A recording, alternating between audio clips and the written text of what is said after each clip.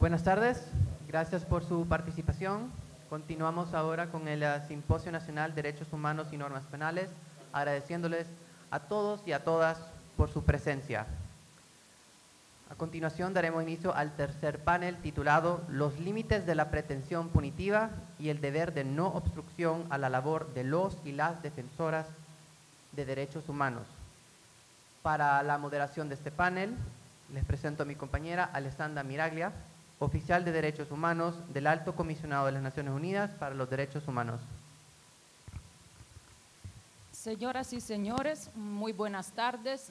Primero que todo, quisiera extenderle la más cordial bienvenida a este panel número 3, que tratará la problemática relacionada con los límites de la pretensión punitiva y el deber de no obstrucción a la labor de las y de los defensores de derechos humanos.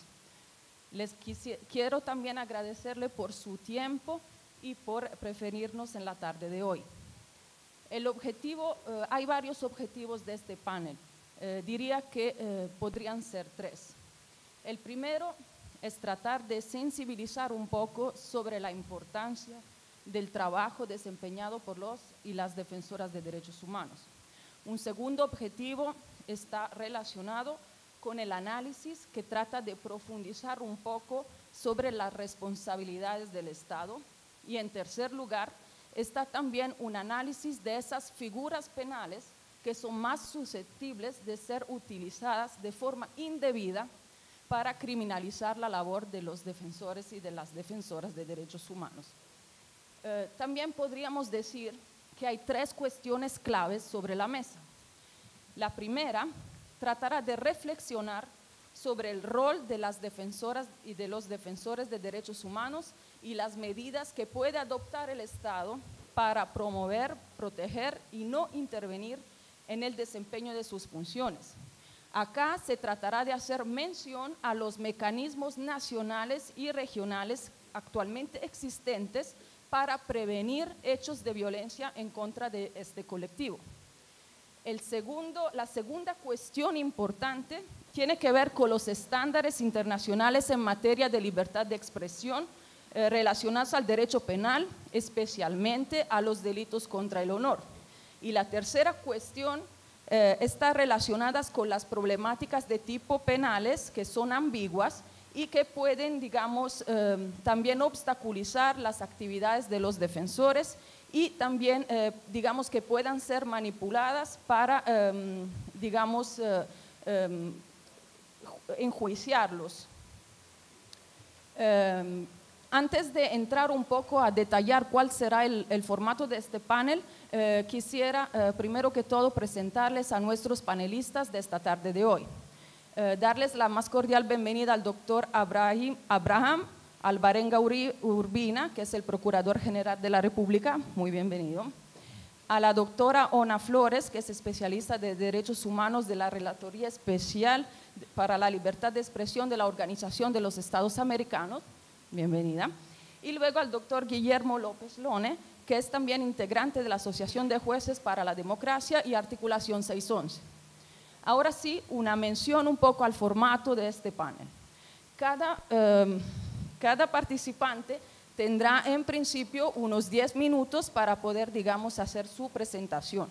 Las intervenciones de los panelistas serán sucesivamente seguidas por un diálogo interactivo con el público. Allá recogeremos 5 preguntas por ronda. Tengo 2 favores a pedir. El primero, a los panelistas que por favor traten de respetar los 10 minutos, ya tenemos un retraso acumulado en la mañana de hoy. Y al público también que traten por favor de formular sus preguntas de una forma clara y concisa. Muchas gracias. Ahora les voy a dar vía al doctor, el procurador. Muy buenas tardes. Gracias por la oportunidad de participar en este panel junto con los compañeros.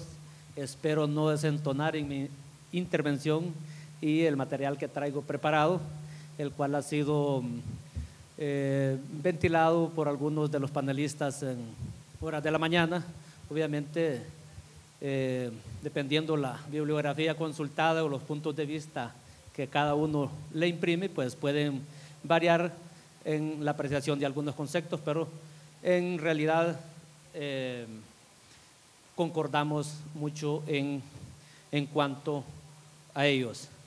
Me preparé con el tema de los límites de la pretensión punitiva y el deber de la obstrucción a la labor de los y las defensoras de derechos humanos. El derecho penal, como estamos frente a las puertas de la aprobación de un nuevo orden jurídico, un nuevo código que se está discutiendo en el Congreso Nacional, podemos decir, y así lo consideran los tratadistas de derecho penal, que el derecho penal es un medio de control formal. Los otros medios informales que deben de operar en una sociedad para poder convivir armoniosamente, pues están la familia, está la religión, están las organizaciones, está el estudio, las escuelas, las universidades y cuanta cual organización de base de la sociedad nos podamos imaginar que son los controles que debe tener la sociedad. El derecho penal obviamente se formaliza y es considerado como un medio de control formal y opera únicamente cuando han fallado ya estos otros controles informales. El jus puniendi, ¿qué significa jus puniendi? Jus puniendi, todos los que hemos leído un código penal o hemos leído una lección de derecho penal sabemos que es la potestad del Estado de poder perseguir y castigar el delito, y esa potestad está reservada únicamente al Estado, porque los ciudadanos, desde que celebramos el contrato social, nos despojamos de ese estado de naturaleza y depositamos en el Estado esa facultad de poder castigar y perseguir el delito. Eso no es discusión. ¿Y quién es la institución encargada en los estados para perseguir el delito? Es los ministerios públicos, las policías y primeramente los congresos o parlamentos, que son los que criminalizan primariamente la acción o conductas humanas que consideran cuáles son delitos y qué no, y cuál es la pena o sanción que le corresponde a ellas. Dándole seguimiento a este orden de ideas, tenemos que la facultad punitiva que le corresponde al Estado, la que debe ejercer dentro de determinados límites, dentro de los que abordaremos los establecidos en un Estado social y democrático de derecho. La facultad de castigar se puede considerar en distintas concesiones políticas.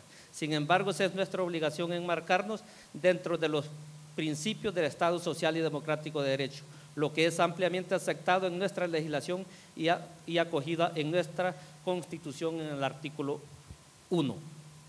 La idea de Estado social sirve para legitimar la función de prevención en la medida que sea necesaria para proteger a la sociedad. Ello implica ya varios límites que giran en torno a la exigencia de la necesidad social de la intervención penal. La concepción del Estado democrático obliga en lo posible a poner el derecho penal al servicio del ciudadano, lo que puede verse como fuente de ciertos límites que hoy se asocian al respeto de principios como los de dignidad humana, igualdad y participación del ciudadano. El principio de Estado de Derecho impone el postulado de un sometimiento de la potestad punitiva del Estado, lo que da lugar a los límites del principio de legalidad. ¿Qué es el principio de legalidad? En su aspecto formal, con el aforismo nullum crimen, nullum pena sine lege. En su sentido actual, el principio de legalidad se derivó de un principio de teoría ilustrado del contrato social y presuponía una organización política basada en la división de poderes, en lo que la ley fuera competencia exclusiva de los representantes del pueblo. El ciudadano solo admite el paso del estado de naturaleza al estado civil en virtud de un pacto, y este pacto es el contrato social, en el que se asegura su participación y control de la vida política de la comunidad. Tal participación tiene lugar por medio del poder legislativo que representa al pueblo. Solo de él puede emanar la ley, que constituye la expresión de la voluntad popular.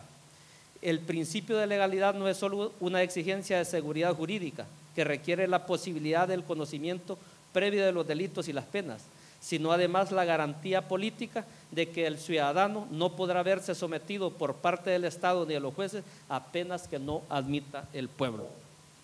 ¿Cuáles son las garantías del principio de legalidad? Tenemos una garantía criminal. Exige que el delito se haya determinado por la ley, nullum crimen sine lege. La garantía penal que requiere que la ley señale la pena que corresponda al hecho, nula pena sin alegue. La garantía jurisdiccional exige que la justicia, que la existencia del delito y la imposición de la pena se determinen por medio de una sentencia judicial y según un procedimiento legalmente establecido. Y una garantía de ejecución que requiera la ejecución de la pena, que la ejecución de la pena se sujete a una ley que la regule. También debemos de agregar una triple exigencia, que es la de la ley lex previa, lex stricta y lex scripta. También podemos mencionar como principios limitadores del jus puniendi el principio de utilidad e intervención penal. Si el derecho penal en un Estado social se legitima solo en cuanto protege a la sociedad, perderá su justificación si su intervención se demuestra inútil por ser incapaz de servir para evitar delitos. El principio de necesidad conduce a la exigencia de utilidad. Esto plantea la cuestión de si realmente el derecho penal sirve para evitar delitos. Aquí también quiero hacer un comentario y acotar algo que el maestro Eugenio Raúl Zaffaroni, juez de la Corte Interamericana de Derechos Humanos en este momento, expresa que el derecho penal no sirve para prevenir delitos, como la concepción normal que tiene los demás tratadistas de derecho penal, sino que el derecho penal sirve únicamente como límite al jus puniendi, como una barrera infranqueable que no debe de traspasar y que es una garantía para los ciudadanos el derecho penal, porque ahí, observando los principios de legalidad con todas sus garantías, con todas sus cualidades, no puede un Estado sobrepasarse ese límite, puesto que para eso existe el derecho penal y poder así instrumentalizarlo de manera perversa. Otro de los principios es el principio de subsidiariedad y carácter fragmentario del derecho penal. El derecho penal deja de ser necesario para proteger a la sociedad cuando esto puede conseguirse por otros medios que serán preferibles en cuanto sean menos lesivos para los derechos individuales. También tenemos el carácter fragmentario. El anterior es el principio de subsidiariedad. El carácter fragmentario significa que el derecho penal no ha de sancionar todas las conductas lesivas de los bienes que protege, sino todas las modalidades de ataque más peligrosas para ellos. Ambos principios constituyen el principio de intervención mínima. Tenemos también el principio exclusivo de protección de bienes jurídicos. Se dice que el derecho penal solo puede proteger bienes jurídicos. Un Estado social y democrático de derecho solo deberá amparar como bienes jurídicos condición de la vida social en la medida en que afectan a las posibilidades de participación de individuos en el sistema social. Y para que dichos bienes jurídicos merezcan ser protegidos penalmente y considerados como tal, será preciso que tenga una importancia fundamental. El derecho social en un Estado social no ha de ocuparse en respaldar mandatos puramente formales, valores puramente morales, ni intereses no fundamentales que no comprometen seriamente el funcionamiento del sistema social. Otros límites establecidos al jus puniendi, el principio de humanidad de las penas, que ya lo trató el doctor Joaquín en horas de la mañana, que es que hemos ido transitando de penas tan severas y duras como la pena de muerte y las penas corporales a penas de reclusión y de prisión, que en alguna manera también se han ido incorporando otro tipo de cumplimiento de sentencias o posibilidades de que los ciudadanos que son sometidos a un proceso penal puedan tener alternativas para poder solventar su conflicto. También tenemos el principio de culpabilidad que al igual fue tratado en horas de la mañana, pero tengo que decir que bajo la expresión del principio de culpabilidad puede incluirse diferentes límites del jus puniendi, que tiene de común exigir como presupuesto de la pena que pueda culparse a quien la sufra del hecho que la motiva. Para ello es preciso, en primer lugar, que no se haga responsable al sujeto por delitos ajenos. Principio de personalidad de las penas. En segundo lugar, no puede castigarse formas de ser, personalidades, puesto que la responsabilidad de su configuración por parte del sujeto es difícil de determinar, sino solo conductas, hechos. Esto es el principio de responsabilidad por el hecho. Mas no basta requerir que el hecho sea materialmente causado por el sujeto para que pueda hacérsele responsable de él. Es preciso además que el hecho haya sido querido, o sea doloso, o sea haya debido a imprudencia, principio de dolo o culpa. Por último, para que pueda considerarse culpable del hecho doloso o culposo a su autor, ha de poder atribuírsele a este como producto de una motivación racional normal, principio de imputación personal. También existe el principio de proporcionalidad, que no solo es preciso que pueda culparse al autor de aquello que motiva la pena, sino también que la gravedad de esta resulte proporcionada al hecho cometido. También el principio de resocialización, que la exigencia democrática de que sea posible la participación de todos los ciudadanos en la vida social conduce a reclamar que el derecho penal evite la marginación indebida del condenado o penado. Me quedo hasta acá. Entiendo que los demás compañeros van a tocar el tema relacionado a la protección de los defensores y defensoras de derechos humanos, y el compañero López Longo, especialista en ese tema. Yo me quedo con los límites del jus puniendi al momento de poder elaborar las normas penales. Muchísimas gracias, señor procurador. Ahora voy a ceder la palabra a la doctora Ona Flores. Gracias, muy buenas tardes. Yo quisiera agradecer primero en nombre de la Relatoría Especial para la Libertad de Expresión de la Comisión Interamericana de Derechos Humanos, en nombre de su relator Edison Lanza, que no está acá presente, pero quiere saludar y felicitar al alto comisionado, a la universidad y a las autoridades hondureñas y a la sociedad civil, a los estudiantes, a lo aquí presente por este espacio de diálogo y reflexión, y a las que nos da mucho gusto poder participar y poder compartir el desarrollo, que es muy interesante y muy valioso del sistema interamericano, tanto en la protección de los defensores de derechos humanos como, y principalmente en mi caso, en el derecho a la libertad de expresión. Partiendo de que la Comisión Interamericana ha reconocido de manera reiterada, lo ha hecho en un último informe al que le voy a hacer acá propaganda, que se llama Criminalización, que trata la problemática de la criminalización de defensoras y defensores de derechos humanos. La Comisión ha reconocido de manera reiterada la relación bastante estrecha que tiene la defensa de los derechos humanos con el ejercicio de la libertad de expresión u otros derechos como el derecho a la reunión pacífica y la asociación. Y la libertad de expresión en su sentido amplio, en el sentido que comprende la posibilidad de buscar información, de investigar, para ello necesita acceder a esa información para luego divulgarla. ¿Por qué? Porque hace un defensor de derechos humanos. Una de las tantas funciones que tiene es la de investigar violaciones de derechos humanos, documentarlas, necesita acceder a esa información, documentarse, llenarse de datos.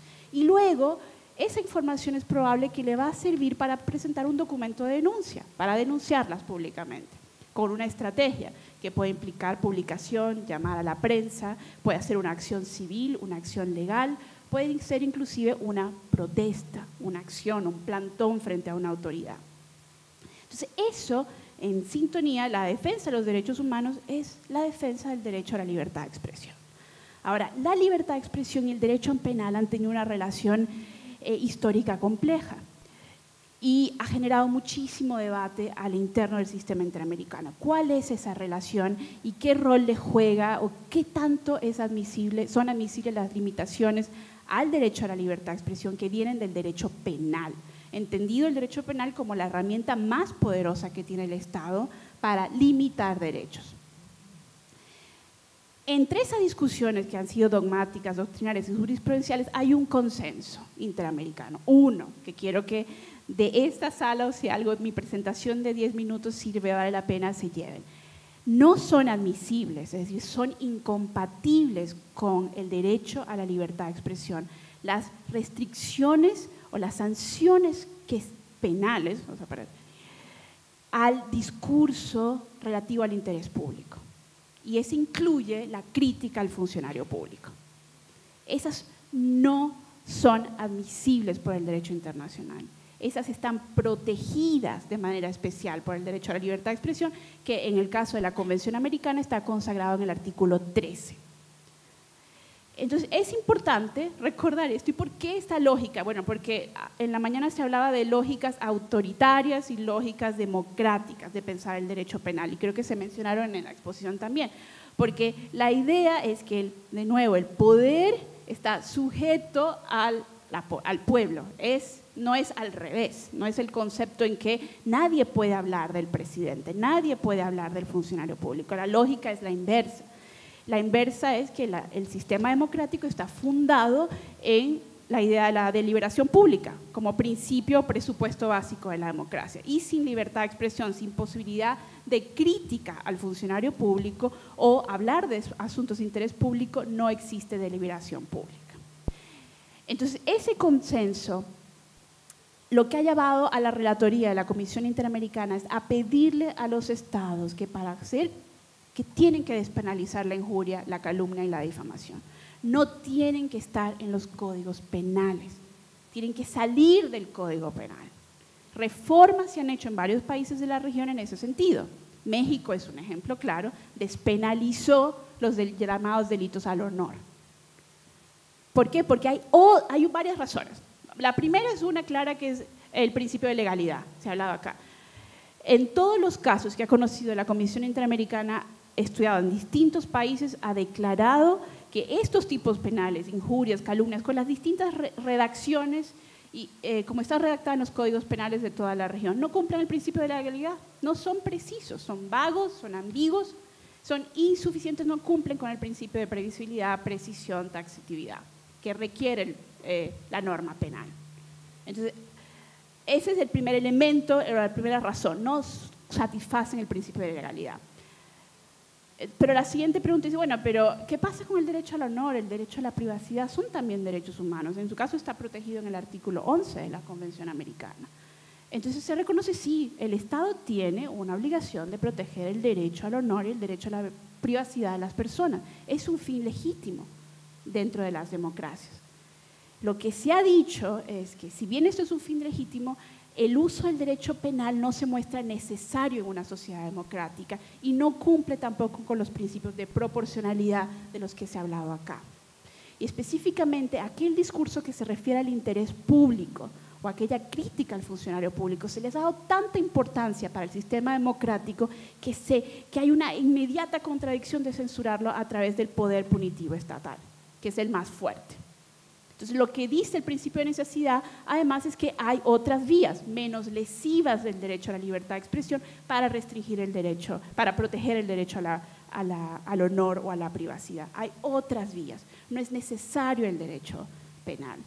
Entonces, lo que ha dicho la Comisión Interamericana es lo primero que tiene un funcionario público, por ejemplo, que se sienta afectado en su derecho al honor o en su derecho a la privacidad, tiene el mecanismo de rectificación y respuesta. Los estados tienen que regular por ley y posibilitar el ejercicio de ese derecho en los estados como un mecanismo alterno, menos invasivo del derecho a la libertad de expresión.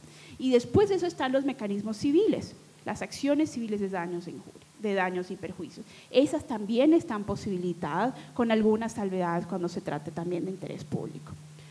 Entonces no es necesario y finalmente se ha demostrado que no es proporcional. Entonces la pena de prisión, encarcelar a alguien por haber criticado a otro, por más duras y fuertes que se hacen palabras, no supera un test de proporcionalidad en ninguno de los casos conocidos, ni por la Corte Interamericana ni por la Comisión Interamericana. Entonces, pero se va más allá, inclusive, como no supera el test, este test que hice fue un test que está comprendido en el artículo 13.2 de la Convención Americana, no supera un test de legalidad, no supera un test de necesidad democrática, tampoco supera un test de proporcionalidad. A la conclusión que se ha llegado es que la mera sujeción de una persona a un proceso penal de injurias o calumnia también afecta, o sea, afecta también el derecho, no hay que esperar a una condena. A un defensor de derechos humanos que se le someta a un proceso penal por injurias y calumnias, ¿verdad? Un proceso penal largo, con medidas ¿cómo les llaman ustedes? Medidas cautelares o algunas medidas requisitorias que implican, por ejemplo, su provisión de salida del país, presentación a tribunales. Ese mismo proceso en sí mismo podría configurar una violación del derecho a la libertad de expresión, independientemente de que se tenga condena o no. Y también otra forma de criminalizar sujetando a un defensor de derechos humanos a este proceso son dos medidas, que es uno, que estos procesos de injurias, de calumnias y si no otros vinculados con la protesta podrían habilitar, por ejemplo, poderes de inteligencia o seguimiento, y esos son complicados. ¿verdad? Entonces van a restringir, aunque no se le condene, se le va a someter a seguimiento de vigilancia. Y eso es un problema que también ha abordado la Comisión Interamericana en su informe. Y el otro problema vinculado a la criminalización es la estigmatización. Entonces, suponiendo se incluye una demanda de injurias y calumnias, no se impulsa el proceso, pero se le estigmatiza en la prensa. Se habla del defensor de derechos humanos como un criminal y se le atribuyen actividades criminales. Eso también puede, efectivamente vincula, es una obstrucción al ejercicio de la defensa de los derechos humanos y está vinculado con el poder punitivo del Estado. Entonces, es condenar a una persona a prisión es un problema, pero también es someterla a un proceso penal y también es someterla a un proceso penal sin garantías fundamentales o en un marco de estigmatización del ejercicio legítimo de la defensa de derechos humanos, lo que también la Comisión Interamericana ha encontrado como problemático. Gracias. Muchas gracias.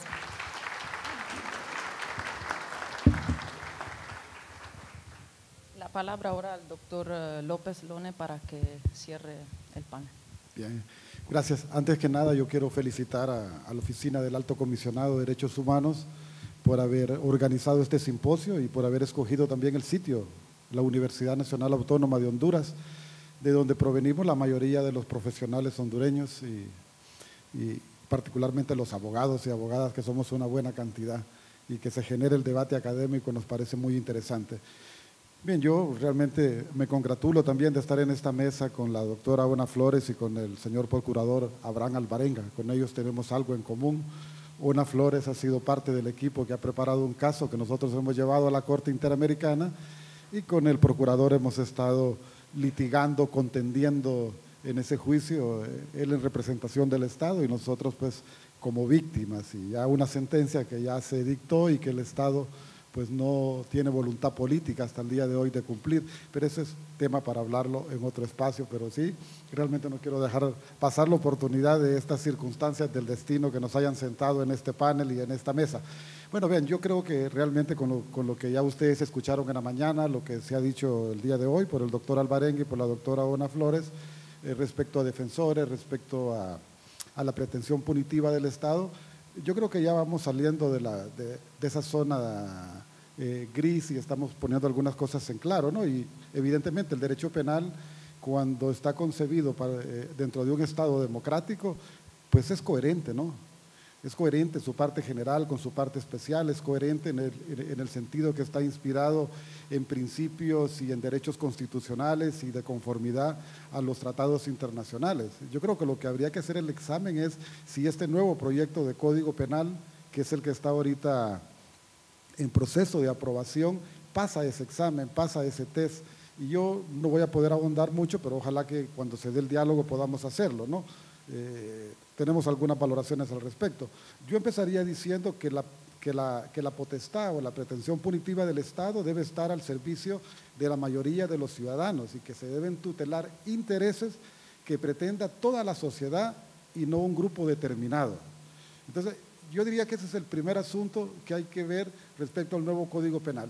¿Este código responde a los intereses de toda la sociedad o es el proyecto de un determinado grupo político y de determinados actores internacionales que se han empeñado en apoyar esta nueva legislación en el país? Vean, yo creo que un nuevo Código Penal es de alguna manera muy relacionado con una constitución en un país. Una constitución obedece a una situación de carácter político institucional cuando nos la vamos a dar, porque realmente se han dado acontecimientos dentro del desarrollo social, económico y político de un país que urgen esa constitución. Y un nuevo código tiene esas mismas características. Un código no puede salir de una planeación, de una proyección política de un grupo. Entonces, ¿este código está motivado por una demanda de carácter social o está motivado nada más por los intereses de un grupo? Yo lo dejo para que ustedes lo vayan viendo, ¿no? Realmente, pero a mí me parece uno de los primeros temas muy importantes si vamos a hablar de pretensión punitiva, que obedezca a intereses de la mayoría y no de un grupo, ¿no? Luego, yo diría que no es suficiente con determinar la idoneidad de la respuesta penal, sino que es preciso que esa acción no es reemplazable por otros métodos de control social menos estigmatizantes. O sea, ahí hay otra cuestión, o sea, sí hay conductas reiteradas en la sociedad que necesitan una respuesta penal, pero hay que hacer ese otro test, que ya lo señalaba aquí el doctor Alvarenga, respecto al principio de necesidad. ¿Hay que hacerlo con estos tipos penales o hay otro tipo de respuestas de carácter administrativo o hay otras que sean menos lesivas y menos estigmatizantes? Yo dejo ahí nada más, por ejemplo, el nuevo tipo penal de terrorismo que está siendo sujeto ahorita de una reforma penal. Ya no en el nuevo Código Penal, sino que de una reforma, ¿no? En el Código Penal. Tremendamente estigmatizante y queriendo legislar fuera de la finalidad política, que es como el núcleo central del delito de terrorismo. Luego, yo diría que un aumento exagerado de criminalización de conductas puede convertir al Estado en un ente policial en el que puede llegar a ser insoportable la convivencia. Entonces, uno se pregunta si todas estas reformas que se van haciendo al Código Penal, especialmente el último paquete de reformas que está planteado y este nuevo Código Penal que se está dando en el Congreso, pero que no se está dando en la sociedad, porque la sociedad no estamos participando en él, realmente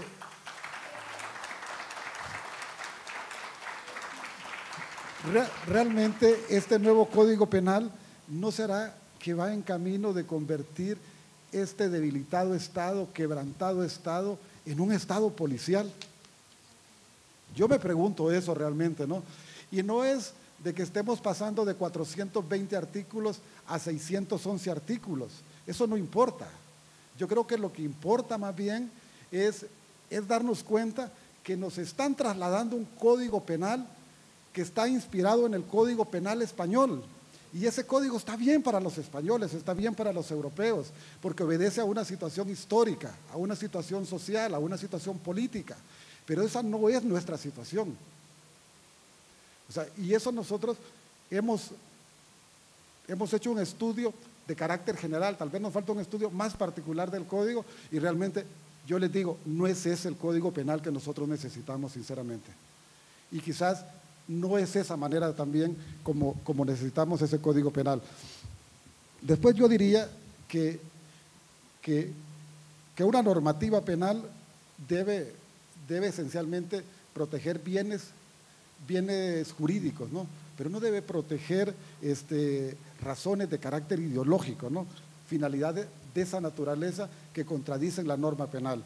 Entonces, a veces uno cuando ve este nuevo Código Penal, uno se encuentra que realmente pareciera que el Estado como tal ha sido elevado a la categoría de bien jurídico y eso también es como muy preocupante. Me iba a referir un poco al principio de racionalidad y humanidad de las penas, pero el doctor Alvarenga lo ha hecho muy bien y voy a saltar rápidamente, además para ver si puedo entrar en el último tema, que es el tema de la criminalización. Vean, yo quisiera decir rápidamente, por ejemplo, el delito de sedición, el delito de reuniones y manifestaciones ilícitas, tal y como está concebido en el nuevo Código Penal, realmente no recoge las recomendaciones de la Comisión Interamericana de Derechos Humanos y tampoco recoge las recomendaciones que hizo la alta comisionada de Derechos Humanos en su visita al país en el año 2012, me parece, y que posteriormente salió un informe, ¿no?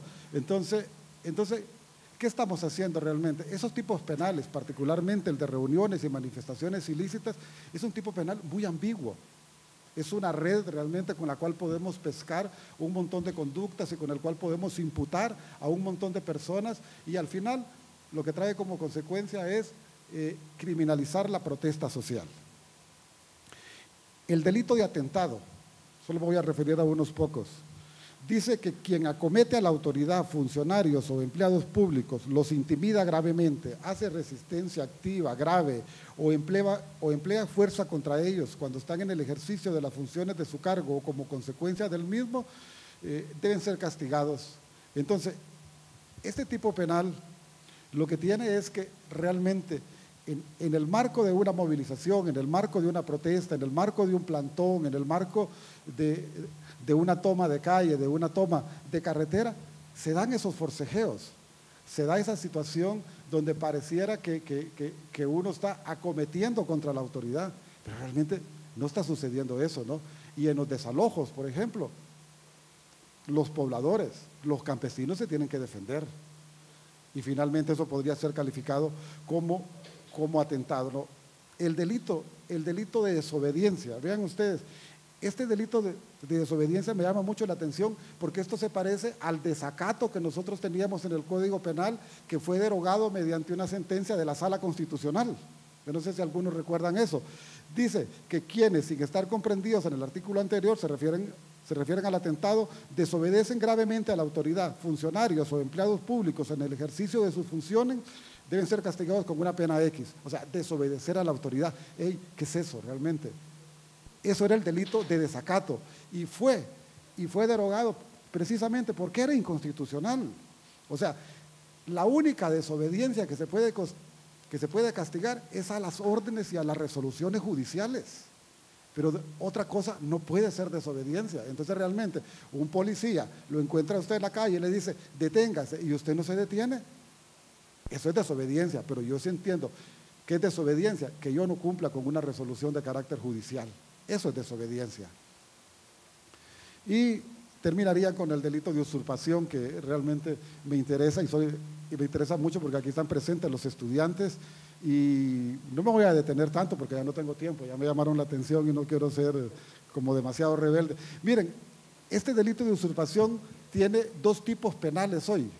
Tiene el tipo penal clásico, que cambia un poco respecto al que estaba contenido en el artículo 227, pero tiene una cuestión muy importante, que dice que usurpación es el apropiarse, es el estar ocupando una propiedad con el ánimo de apropiarse o incorporar dicho inmueble a su patrimonio personal.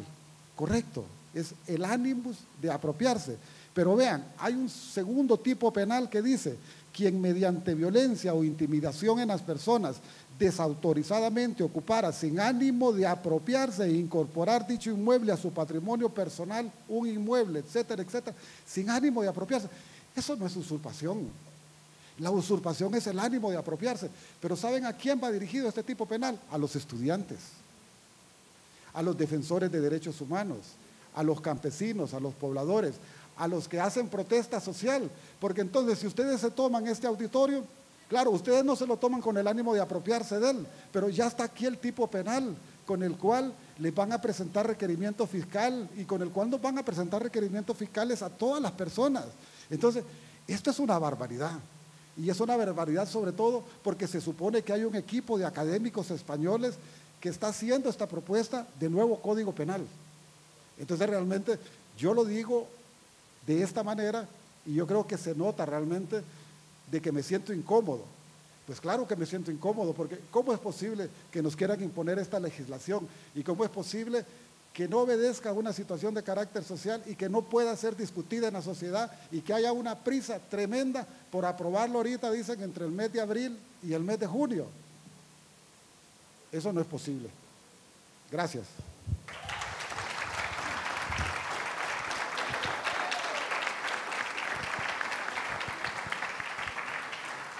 Bueno, muchas gracias a nuestros tres panelistas. Entonces, con su permiso, yo abriría la ronda de preguntas y respuestas. Sugiero que recojamos unas 5 preguntas, que demos la palabra a los panelistas para que las puedan contestar y en un segundo momento hagamos otra ronda de preguntas. Realmente me ha impresionado la expresión del abogado Londres, ¿sí? Y esa conciencia que toca tanto en lo jurídico como en lo social me ha encantado. Como abogado, lo felicito, y como también el Procurador General de la República. Y directamente le voy a hacer la pregunta al abogado Abraham Alvarenga. Con todo cariño, le quiero hacer la pregunta al abogado Alvarenga. Señor Procurador, acaba de hacer ahorita, lo que es el que representa al Estado en las demandas internacionales. ¿Por qué no ha dado respuesta en los años tanto en la del abogado como también, tanto la demanda del abogado que ganó y no le han cumplido, y también la demanda que ganaron los magistrados que fueron destronados de la Sala Constitucional y que la Comisión Interamericana y la Corte Interamericana ordenó que se volvieran a restituir y se les pagara la cantidad en daños. Yo le pregunto, ¿es eso como dijo el presidente de la República cuando dijo que no se iban a pagar ninguna demanda? ¿Por qué entonces se quiere penalizar a que la gente y los ciudadanos, cuando es un derecho de la protesta y la Constitución de la República dice que cuando un gobierno desobedece el mandato que lo llevó al poder del pueblo, el pueblo puede rebelársele para sacarlo de patitas del poder? Yo le hago esa pregunta al señor procurador y lo hago porque soy un ciudadano de Honduras y no le he tenido miedo nunca a ser un hombre de legislación y decirle la verdad a quien me manda para obedecerle con el buen mandato que me da. Bien, muy buenas tardes. La pregunta va dirigida a los tres, pero en especial a Ona Flores, si mal no recuerdo el nombre. ¿Estoy bien? Gracias.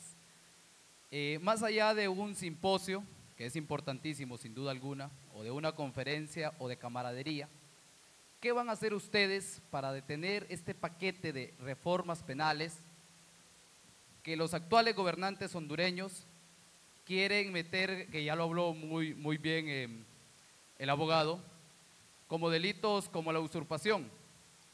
¿Se van a quedar en simplemente un aplauso, como lo hicieron en horas de la mañana la rectora Julieta Castellanos cuando nos introdujo a través del Ministerio Público delitos como el de sedición? No solo el de usurpación, sino que hasta el de sedición. ¿Se van a quedar hasta allí, hasta darle la mano y felicitarla y no cuestionarle el por qué metió ese tipo de delitos? Gracias.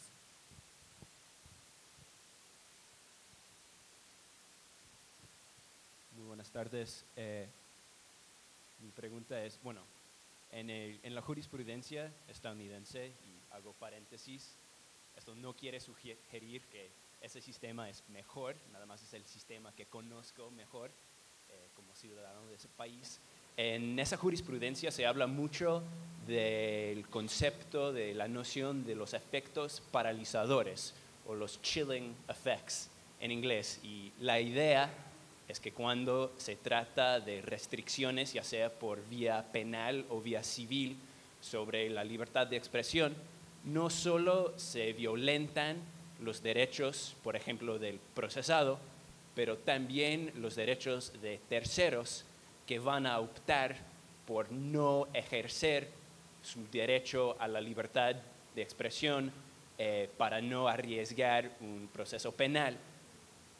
Entonces, mi pregunta es si ese bien jurídico, si ese interés está contemplado, si tiene expresión en la jurisprudencia interamericana, y segundo, si esa perspectiva sería útil al analizar los posibles efectos negativos que la reforma penal y el proyecto de Código Civil podrían tener sobre el ejercicio del derecho a la libertad de expresión. Gracias. Quiero preguntarle al doctor Guillermo López que se exprese un poquito alrededor del tema que tiene que ver con la criminalización de los defensores y defensoras de derechos humanos, el autoritarismo que está creciendo en el país y un poco su relación con la independencia judicial, un poco en la perspectiva de la vivencia personal en el sentido del no cumplimiento de la sentencia López Long en su principal demanda y también con la desaparición del Consejo de la Judicatura, que debería ser garante de esa independencia judicial tan fundamental en el sentido de garantizar el papel de defensoras y defensores de derechos humanos. Muy buenas tardes. Mi pregunta va relacionada que yo soy apoderada legal de la oposición indignada y muy indignada en este país y soy defensora de mujeres, también representante de la red interpartidaria. Hemos estado en un estado de indefensión porque una resolución ahorita de la Corte, de la Sala Constitucional, nos inadmitió un recurso de amparo porque dijo que aunque hubiese sido un acto general, ¿verdad?, y de la administración pública, era considerado un acto político. Y yo, en los 50 años que tengo de vivir en Honduras, nunca he conocido el código político. Entonces, sí me ayudarían, porque sí conozco los derechos políticos de nosotras las mujeres en participación política, pero aún no conozco cómo rebatir a una sala constitucional que emitió un fallo inadmisible de un recurso de amparo porque es un acto político. Entonces, me gustaría que el procurador o alguien me ayude, porque ahí ando en el limbo, ¿verdad? Buenas, al señor procurador. Realmente el pueblo está en contra de esa ley y no ha sido sociabilizado con nadie. Entonces, mi pregunta es, ¿a qué actores fue que se sociabilizó esta ley y cuánto gastaron, según el señor español que dijo que dio un presupuesto? La primera pregunta, por ejemplo, iba dirigida al procurador y era sobre la falta de cumplimiento de la sentencia que, digamos, recomienda la reintegración de los magistrados, y es una pregunta que también fue puesta en un segundo lugar. Al procurador también le dirigían esta última pregunta, un poco con qué actores se socializó el proyecto y cuáles fueron los gastos. Luego había como una pregunta sobre, dirigida directamente a la doctora Flores, sobre el tema de qué podría ser la CIDH. Entonces, si les parece, empezamos con esto. Va. Gracias por las preguntas. ¿Qué está haciendo la Comisión Interamericana? Si me atrevo a responder, la Comisión Interamericana tiene mandatos claros y uno de los está acá, está participando en este debate y este proceso de reflexión, apoyando al Alto Comisionado. La Comisión Interamericana presta asistencia técnica a los estados y se ha puesto a disposición para prestar asistencia técnica al Estado de Honduras en esta materia para la revisión de las propuestas de reformas al nuevo Código Penal y para asegurar su compatibilidad con los estándares y principios del sistema interamericano de protección de derechos humanos. Y además la Comisión Interamericana está dando y ha dado seguimiento desde hace muchos años, desde su visita a Honduras con posterioridad al golpe de Estado y luego una visita in loco en el año 2014 a la situación concreta del país, a la que sigue dando seguimiento. Pero en esos términos, en los términos de su mandato, la Comisión actúa como actúa con otros estados en el caso de Honduras. Y en cuanto a la pregunta del llamado chilling effect, el efecto disuasivo, amedrentador de ciertas responsabilidades ulteriores o de establecimiento de ciertas sanciones por el ejercicio de la libertad de expresión, en efecto, es uno de los elementos más importantes de la jurisprudencia interamericana y de la jurisprudencia internacional. La Corte Europea de Derechos Humanos también toma en cuenta esto como uno de los factores más relevantes a la hora de hacer el test de necesidad de proporcionalidad, y cuando evalúa específicamente la proporcionalidad o la intensidad de la lesión frente a la protección que se da del otro derecho, evalúa este efecto amedrentador.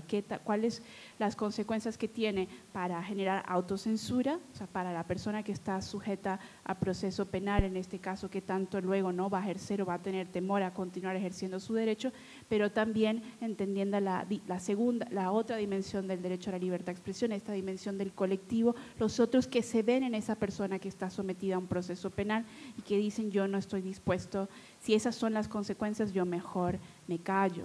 Entonces tiene un efecto verdaderamente avallazador frente a los derechos de los otros, genera silencio, y las lecciones en la sociedad es que eso no se dice, de eso no se habla, y eso es efectivamente uno de los elementos que ha tomado la Corte Interamericana, la Comisión Interamericana, desde sus principios, al evaluar la compatibilidad de las restricciones penales en ejercicio de la libertad de expresión. Se llamaba el principio de chilling effect junto con otros que necesita para evaluar la proporcionalidad, pero tal vez uno de los argumentos más persuasivos.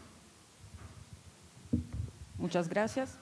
Nos quedan como 4 preguntas, las 2 que ya recordé como al principio y otras que iban dirigidas directamente a usted, doctor Lones, sobre la criminalización de los defensores, la creciente tendencia al autoritarismo y la independencia del Poder Judicial. Y también, no sé, como no tenía ningún destinatario específico, pero lo que comentó la señora sobre esa inadmisibilidad del recurso de amparo por ser un acto político. Entonces, no sé, entre los dos, ¿quién se lanza? Yo solamente quiero consultar a los organizadores del simposio si hacemos referencia a las preguntas que están fuera del tema de los que hemos expuesto, porque desnaturalizamos entonces los temas, pero como tiene que existir tolerancia, respeto y ecuanimidad en los temas, yo con gusto les respondo, pero obviamente nos saldríamos del contexto para lo que fuimos invitados.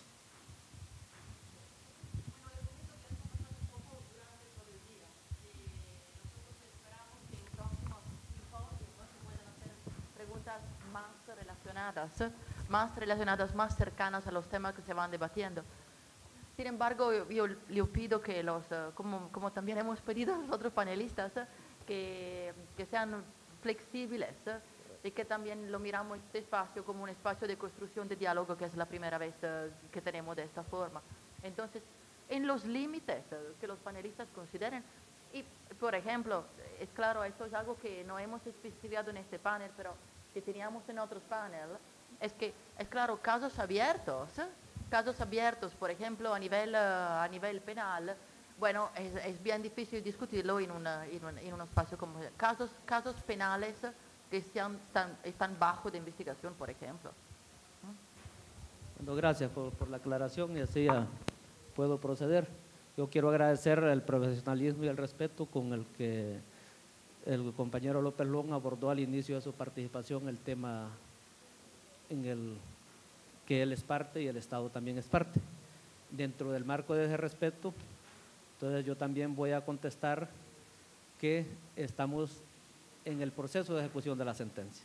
No más voy a decir. Él sabe que, bueno, la semana anterior se estuvo en una audiencia de revisión de cumplimiento ante la Corte Interamericana y hay un espacio de tiempo ahí concedido para poder cumplir con la misma, en los términos establecidos en la sentencia. No más. Y el otro caso que refieren a los magistrados destituidos de la Sala Constitucional 2012, no conozco que haya alguna resolución de parte del sistema interamericano. Muchas gracias.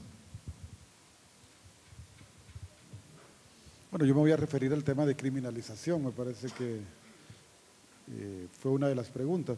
No, yo veo el problema de criminalización como un exceso pues, de la pretensión ya punitiva desde el punto de vista concreto del Estado, bueno, de un Estado pues, en concreto, ¿no? En este caso particular el Estado de Honduras.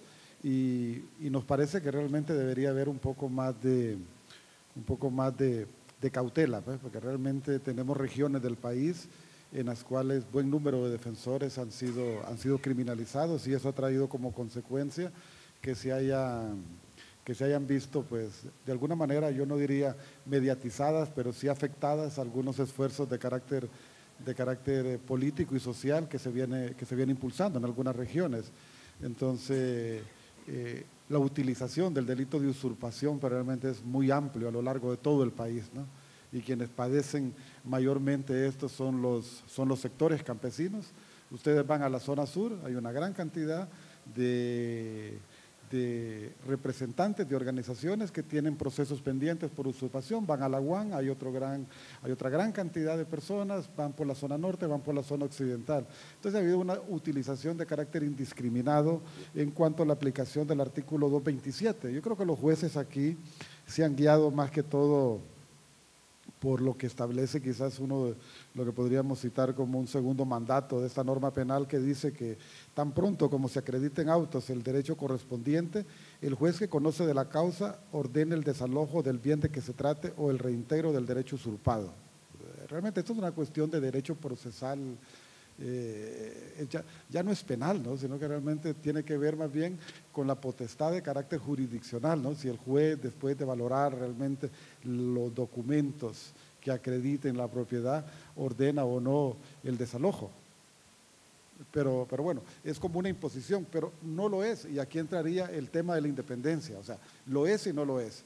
Entonces, el tema de la independencia es que el juez, aun cuando una norma penal realmente le establezca un mandato, pudiera, pues, en relación a otras normas penales o en relación al control de constitucionalidad y al control de convencionalidad, realmente darse cuenta si tiene que ordenar ese desalojo o si no tiene que hacerlo. Porque, vean ustedes, el artículo 54 del nuevo Código Procesal Penal, en su último párrafo, establece que en litigios referentes al derecho de propiedad, en el caso de usurpación, solo podrán ser resueltos por los tribunales civiles. O sea, es bien claro el último párrafo del 54. Ahora, ¿qué pasa? Yo creo que es un problema de independencia, hasta dónde el juez se asume independiente para poder tomar una decisión que no incomode a los poderes económicos o a los poderes políticos. Porque yo conozco jueces y magistrados, o sea, conozco jueces que en primera instancia y conozco magistrados que en segunda instancia no han aplicado el artículo 227 para ordenar un desalojo, sino que por el contrario han aplicado el artículo 54, que dice que los litigios por cuestiones de propiedad deben de resolverse en los tribunales civiles. Porque realmente eso no se puede acreditar únicamente con que una persona lleve un título. O sea, hay mucho que ver en el tracto sucesivo, hay mucho que ver en esa situación de las circunstancias que rodean el derecho de propiedad que una persona dice que tiene sobre eso. Entonces, ahí entra, me parece a mí, el tema de independencia. Y por eso es muy interesante que este debate se pueda generar, no solo aquí, en la universidad, no solo al amparo del alto comisionado, sino que también que se dé en la jurisdicción. Y eso es lo que hemos intentado en algún momento nosotros también hacer en ese ámbito.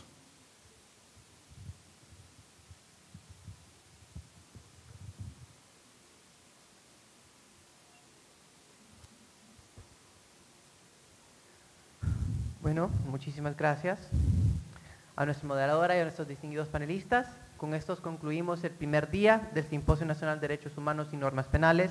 Reiniciaremos el simposio el día de mañana con nuestro cuarto panel, el impacto de la corrupción en el disfrute de los derechos humanos y los mecanismos penales de represión. Asimismo, nuestro quinto panel, las medidas penales frente a la violencia contra las mujeres y el principio de no discriminación en la protección de la ley. Esperamos contar con su presencia el día de mañana a las 8:30 de la mañana aquí en el Auditorio Jesús Aguilar Paz. Muchísimas gracias y muy buenas tardes.